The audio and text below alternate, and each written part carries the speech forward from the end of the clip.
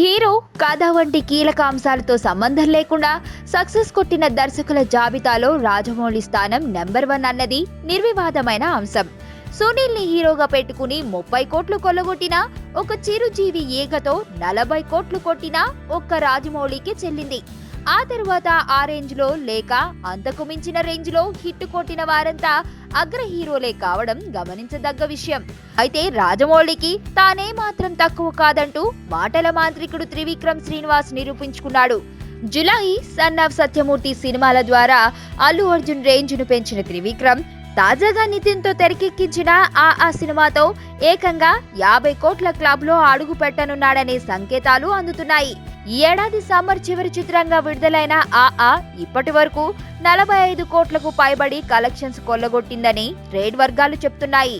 Overseas లో collections నెమ్మదించినప్పటికీ స్థానికంగా చెప్పుకోదగ్గ వసూళ్లనే సాధిస్తుండటంతో 50 కోట్ల మ్యాజిక్ ఫిగర్ లోకి అడుగు పెడతాడా లేదా అన్నది ఆసక్తికరంగా మారింది. అయితే నితిన్ కున్న మార్కెట్ తో పోల్చుకుంటే సాధించిన కలెక్షన్స్ దాదాపుగా రెట్టింపు సంఖ్యలో ఉంటుంది. దీంతో ఈ సినిమా విజయం హీరో కన్నా దర్శకుడు మాటల మాంత్రికుడు ఖాతాలోనే పడింది.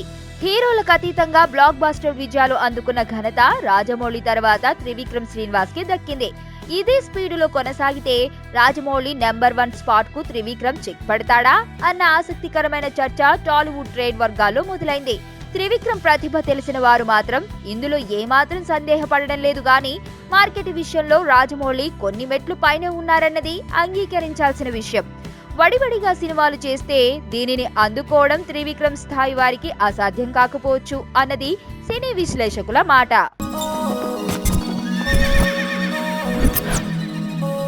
మనకి ఎవడన్నా సాయం చేస్తే మన వాళ్ళ లైఫ్ తో వ్యవసాయం చేస్తాం.